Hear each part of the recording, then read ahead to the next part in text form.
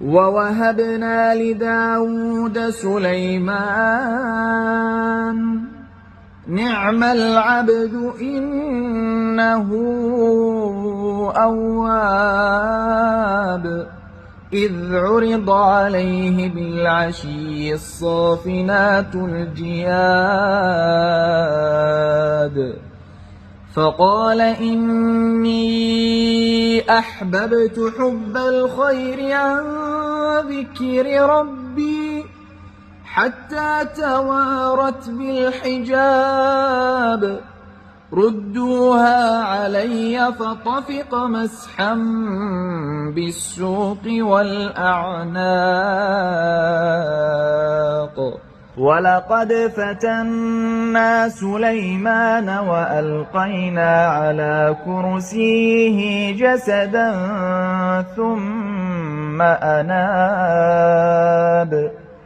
قال رب اغفر لي وهب لي ملكا لا ينبغي لأحد من بعدي إنك أنت الوهاب فسخرنا له الريح تجري بأمره رخاء حيث أصاب والشياطين كل بناء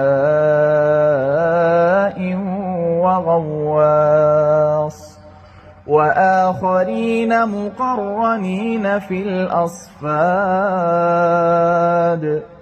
هذا عطاؤنا